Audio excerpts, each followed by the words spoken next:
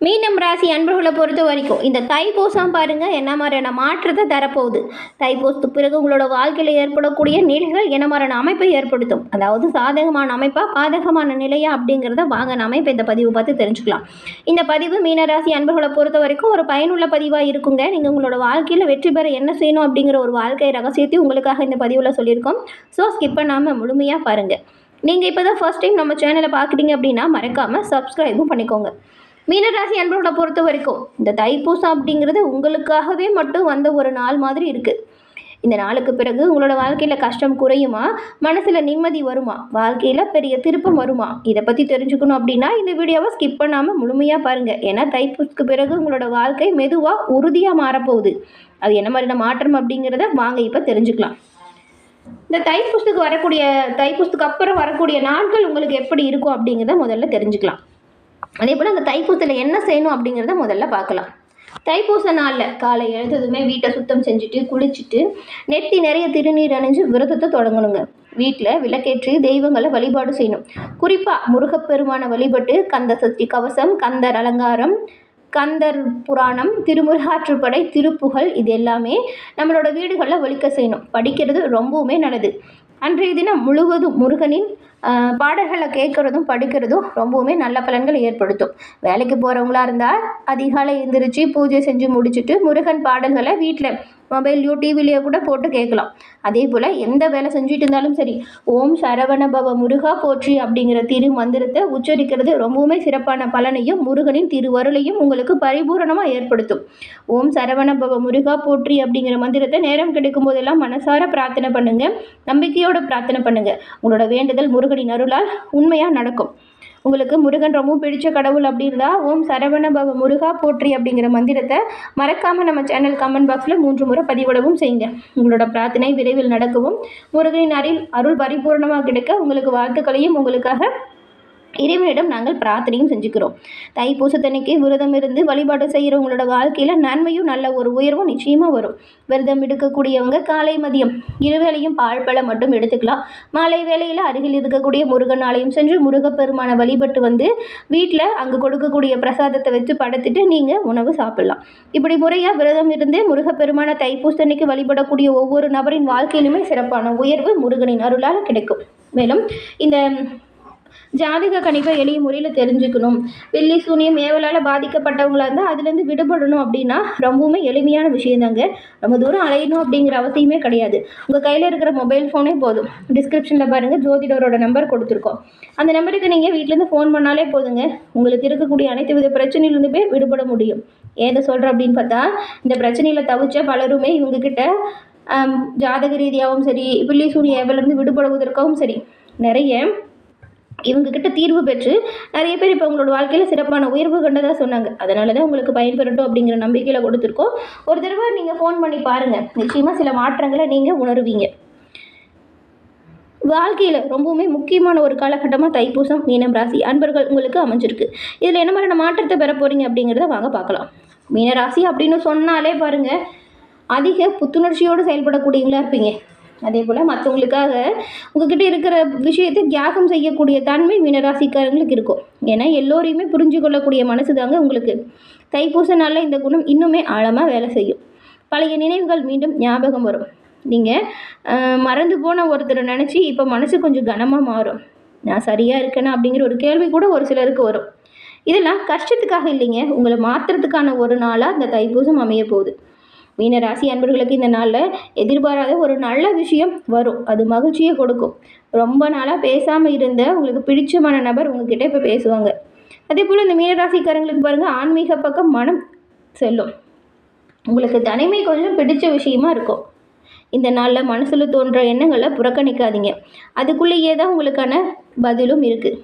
கேள்வியிலேயே பதிலும் இருக்கும். அதனால் கொஞ்சம் யோசித்து எந்த ஒரு விஷயத்தையும் செய்யுங்க. வேலை தொழில் இது ரெண்டையும் பார்த்தா அழுத்தம் கொஞ்சம் குறையக்கூடிய வாய்ப்பு இருக்குது. வேலை செய்கிற இடத்துல உங்களுக்கான புரிதல் உண்டாகும். புதிய வாய்ப்புகள் பற்றின யோசனை கூட ஒரு சிலருக்கு வரும். இருக்கிற வேலையை விட்டுட்டு வேறு வேலைக்கு போகலாமா அப்படின்னு நினைக்கிறவங்க உடனே முடிவெடுக்காதீங்க. கவனமாக ஆய்வு பண்ணி எல்லாம் சரியாக இருக்கா, இந்த வேலை நமக்கு செட் ஆகுமா அப்படின்னு பார்த்து பண்ணுங்கள். பண விஷயத்தை பொறுத்த வரைக்கும் வரவு செலவு இது ரெண்டுமே சமநிலையில் இருக்குது. கடன் பற்றின கவலை குறைவதற்கும் வாய்ப்பு இருக்குது. உங்களுக்கு பாருங்கள், இப்போ சேமிக்கணும் அப்படிங்கிற எண்ணம் அதிகம் இருக்கும். வரக்கூடிய அடுத்த 7 நாட்களில் பண விஷயத்தை பொறுத்த வரைக்கும் மீனராசி அன்பர்கள் பொறுமையை கடைபிடிக்கணும். உறவு குடும்பத்தை பொறுத்த வரைக்கும் இருந்த சண்டை சச்சரவுகள் நீங்கி மனக்கசப்பு குறையுது. குடும்பத்தில் இருக்கிற எல்லோருக்கிட்டையுமே நல்ல ஒரு புரிதல் வரும். உண்மையான அன்பு யாரு காட்டுறாங்க அப்படிங்கிறத நீங்கள் கண்டுபிடிக்க போகிறீங்க. எல்லோருக்கும் நல்லது பண்ணுற உங்களுக்கு எல்லாமே இனி வரக்கூடிய காலத்தில் நல்லதாக நடக்கும். தைப்பூசத்துக்கு அப்புறம் பாருங்கள், மீன ராசிக்காரங்களுக்கு வரக்கூடிய அமைப்பு எல்லாமே மறுபிறவி மாதிரி இருக்குன்னு கூட சொல்லலாம். ஏன்னா நீங்கள் உங்களோட வாழ்க்கையில் இருக்கக்கூடிய இலக்கை தெளிவாக புரிஞ்சுக்கிட்டு அந்த இலக்கை அடையணும் அப்படின்னு கடுமையாக உழைக்க போகிறீங்க. தேவையில்லாத உறவுகளை விலக்கி வைப்பீங்க. உங்களுக்காகவே நீங்கள் யோசிக்க ஆரம்பிக்க போகிறீங்கன்னு கூட சொல்லலாம். அதே போல் இது வரைக்கும் எல்லோருக்காகவும் நான் இருக்கேன், நான் பார்த்துக்கிறேன் அப்படின்னு சொல்லிட்டு இருந்த நீங்கள் இனி எனக்காக நான் வாழ போகிறேன் அப்படிங்கிற ஒரு நிலைக்கு வரப்போகிறீங்க. ஆனால் இந்த மாதம் இந்த விஷயத்தில் ரொம்ப கவனமாக எச்சரிக்கையாக இருக்கணும். அது என்னன்னு பார்த்தா, உணர்ச்சி வசப்பட்டு எந்த ஒரு விஷயத்தையும் முடிவெடுக்காதீங்க. பெரும்பாலும் எல்லோரையும் கண்மூடித்தனமாக நம்பாதீங்க. உங்கள் அமைதி குலையிற மாதிரி ஒரு சம்பவம் நடக்குது அப்படின்னா அந்த இடத்த விட்டு விலகிறது ரொம்பவுமே நல்லது. இந்த 3 விஷயத்துலையுமே கவனமாக எச்சரிக்கையாக இருங்க. ஏன்னா இந்த காலகட்டத்தை பொறுத்த வரைக்கும் உங்கள் மன நிம்மதி தான் உங்களுக்கு மிகப்பெரிய சொத்தாக இருக்கும். எல்லா வகையிலுமே நன்மை கிடைக்க தைப்பூசம் அன்னைக்கு நீங்கள் முருகப்பெருமானை மனமாற நினச்சி வேண்டிக்கோங்க. என்னை காப்பாற்று முருகா, நல்ல வழி காட்டு முருகா அப்படின்னு மனசார நம்பிக்கையோடு பிரார்த்தனை செய்யுங்க. உங்களுக்கு நல்ல வழி பிறக்கும். வெள்ளிக்கிழமையில் பால் அல்லது இனிப்புகளை ஏழை எளியவங்களுக்கு தானம் கொடுங்க. நன்மையும் நல்ல ஒரு உயர்வும் வரும். இதனால் மனசு ரொம்ப ஒரு நிம்மதியான சூழலை உருவாக்கும். இந்த மீனராசி அன்பர்களை பொறுத்த வரைக்கும் தைப்பூசம் அப்படிங்கிறது முடிவு கிடையாதுங்க. உங்களோட வாழ்க்கையில் நீங்கள் மெல்ல மெல்ல நல்ல ஒரு உயர்வுக்கு வரப்போகிறீங்க. உங்களோட புதிய வாழ்க்கையின் தொடக்கமாக அமையப்போகுது. இந்த மாதத்தில் உங்களுக்கு கிரக நிலைகள் எப்படி இருக்குது அப்படிங்கிறதையும், இந்த தைப்பூசம் ஏற்படக்கூடிய இந்த வாரம் என்ன மாதிரியான அமைப்புகள் மீனராசி அன்பர்களுக்கு உருவாயிருக்கு அப்படிங்கிறதையும் வாங்க இப்போ விரிவாக பார்க்கலாம். மீன ராசியில் புரட்டாதி 4ஆம் பாதம், உத்திராட்டதி, அதுக்கப்புறம் பாருங்கள் ரேவதி நட்சத்திரம் இருக்குது. இந்த 3 நட்சத்திரக்காரங்களுக்குமே கிரக நிலைகளை பொறுத்த வரைக்கும் பாருங்கள், சுகஸ்தானத்தில் குரு பகவான் வக்கர இயக்கத்துலேயும், ரணருண ரோகஸ்தானத்தில் கேது பகவானும், லாபஸ்தானத்தில் சூரியன் செவ்வாய் புதன் சுக்கிரனோடு இருக்காங்க. ஐன சைன போகஸ்தானத்தில் சனி பகவானும் ராகு பகவானும் இருக்கார்.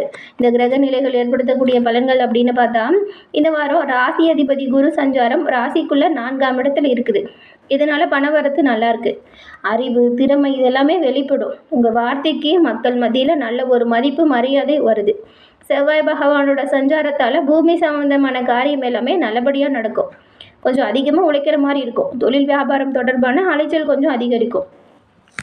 வாடிக்கையாளர்கள்கிட்ட சாமர்த்தியமாக பேசுவதால் வியாபாரத்தில் நல்ல ஒரு வளர்ச்சி பெறுவீங்க.